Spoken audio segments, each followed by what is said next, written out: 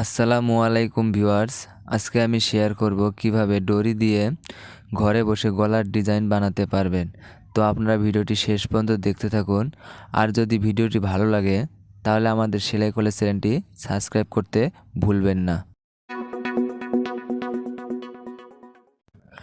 আমি 8 ইঞ্চি লম্বা একটি লাইনিং কেটে মাঝ বরাবর ভাঁজ করে নিতেছি। ভাঁজ করে নেওয়ার পর এখান থেকে আমি 1 ইঞ্চি ফাঁকে একটি দাগ কেটে নিলাম। তো আমি বাটনের ঘরের জন্য মোট 6 ইঞ্চি এতে একটা দাগ দিলাম। তারপর গলা লম্বা কাটার জন্য আমি 6.5 ইঞ্চি সর্বমোট নিলাম, একটা দাগ দিয়ে নিলাম। তারপর স্কেল দিয়ে দাগগুলো একটু সোজা করে নিতেছি। আপনাদের গলা যেরকম লাগে আপনারা ওইভাবে কেটে নেবেন। আমি গলার মুড়ি কেটলাম 2.5 ইঞ্চি, ঠিক এখানে 2.5 ইঞ্চি দিলাম, দিয়ে দাগটা এরকম সোজা করে নিলাম। এরপর আমি প্রথমে কলম দিয়ে ভিটা হালকা করে এঁকে নিলাম। তারপর সিজার দিয়ে কেটলাম, আর সিজার দিয়ে যখন কাটবেন তখন আরও ভালো করে কাটবেন।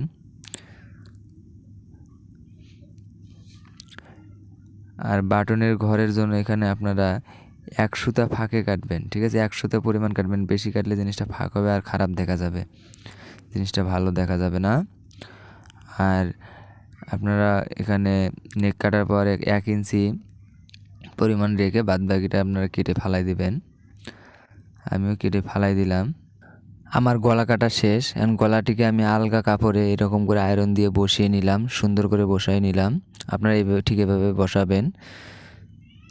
তারপর আমি এটিকে সেলাই নিতেছি, দেখেন সাইড দিয়ে সেলাইতেছি আমি। 1 সুতা ফাঁকে সেলাইলেই হবে, আপনারা 1 সুতা পরিমাণ রেখে সাইড দিয়ে সেলাবেন। সেলানোর পর যে বাকি কাপড়টা থাকবে এই কাপড়টা আপনারা সিজার দিয়ে কেটে ফেলে দেবেন। তাতে জিনিস চিকন একটা দড়ি দিয়ে প্রথমে আমি এটিকে আটকিয়ে নিলাম একদম কিনার দিয়ে। তারপর বড়িটাকে মাঝখানে একটা চিকেন দিয়ে নিলাম। তারপর এখানে 2.5 ইঞ্চি ফাঁকে একটা দাগ দিয়ে নিলাম। তারপর দেখেন ভিউয়ার্স, এটি বড়ির উপর সাইড আর এটি হচ্ছে নিচ সাইড, ঠিক আছে? তো এই উপর সাইডে আমরা গলা লাগাবো, এই ঠিক মাঝ বরাবর, এই যে মাঝ বরাবর আমি গলাটা লাগিয়ে নিলাম। তারপরে একদম বক্রমে সেলাই ফেলানো যাবে না ভিউয়ার্স, একদম গড়ে গড়ে গড়ে গড়ে আপনারা এটিকে সেলাই করবেন, আস্তে আস্তে সেলাই করবেন, তাতেই হবে। ভিউয়ার্স দেখেন যেন কোনোভাবে বক্রমে সেলাই পড়ে না। বক্রমে সেলাই পড়লে এটি আপনাদের পরবর্তী যখন উল্টাবেন তখন সমস্যা হবে। এখানে কোনাগুলো ঠিক 1 সুতা ফাঁকে একটু দিলে হবে। এই যে আমি এভাবে কেটে নিতেছি, আপনারাও কাটবেন ঠিক 3 সুতা পরিমাণ রেখে আপনারা কেটে নেবেন। এখানে মাঝখানে কেটবেন, এখানে 2 কর্নারে আপনারা হালকা করে নেবেন, তাতে আপনাদের ওই যে উল্টাইলে খুব ভালো হবে। এরকম চাকান দিয়ে নেবেন। তো তারপর এটিকে আপনারা উল্টাইবেন, এরকম উল্টাবেন, আয়রন করে নিলে ভালো হবে। তো আপনারা এটি হালকা করে আয়রন করে নেবেন, তাতে অনেক ভালো দেখাবে জিনিসটা। এই যে দেখেন আমরা আয়রন করে নিলাম, নেওয়ার পর এই দড়িটিকে আমরা এখন এই জায়গায় লাগাবো, ঠিক আছে? এই যে দুই সাইডের জন্য 2টা দড়ি, ঠিক আছে? তো এই দড়িটিকে আপনারা মানে নিচে রেখে উপরে বডি রেখে একদম কাছে কাছে শিলাবেন। আমিও কাছে কাছে একদম কাছে সেলাই দিয়েছি, দেখেন এখন কত সুন্দর দেখা যাইতেছে। প্রথম দড়িটা আমি এভাবে লাগাইলাম,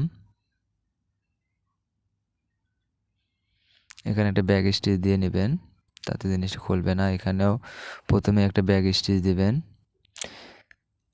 2টা ব্যাক স্টিচ দিলে জিনিসটা ভালো হয়। তারপর এভাবে শিলাবেন, আমি যেভাবে শিলাইতেছি ভিউয়ার্স আপনারা এভাবে শিলাবেন, এরকম ঘুরিয়ে ঘুরিয়ে একদম কাছে কাছে শিলাবেন। ফাঁকে শিলাইলে জিনিসটা মোটা চিকন দেখা যাবে। আমাদের এখন পাইপিং লাগানোর কাজ শেষ এবং গলাটাও আমাদের অনেক খুব ভালো দেখাইতেছে, দেখেন খুব সুন্দর গলা। আমি এখন বাটন লাগানোর জন্য নিচে পট্টি বানাইতেছি। পট্টিটিকে এভাবে উল্টায়া সুন্দর করে নেবেন, সাইড দিয়ে স্টিচ দিলে আর ভালো দেখাবে, আমি দিলাম না। তো আপনারা নিচে এরকম 1 ইঞ্চি পরিমাণে 1-1.5 ইঞ্চি পরিমাণ বাইরে রেখে এরকম আটকায় নেবেন। আটকায় রাখার পর এই জিনিসটা এভাবে ঘুরাই নেবেন। ঘুরে নিয়ে এখানে ভালো করে ব্যাক স্টিচ দিবেন, না হলে আপনাদের খুলে যাবে পরবর্তীতে। তারপর এখানে নেকের মাথা থেকে এই নিচে পর্যন্ত মাঝ বরাবর পর্যন্ত আপনি দিয়ে নেবেন। এত বড় লাগবে না। আপনার এখানে শো বাটন লাগাইতে পারবেন, আরও ভালো দেখাবে। এই যে আমি অর্ধেক জায়গা আটকায় নিলাম। আর আপনারা এইখানে ঠিক বোতাম লাগাবেন। এই যে এখানে টিপ বোতাম লাগাবেন। 2টা লাগাইতে পারবেন, একটাও লাগাইতে পারবেন।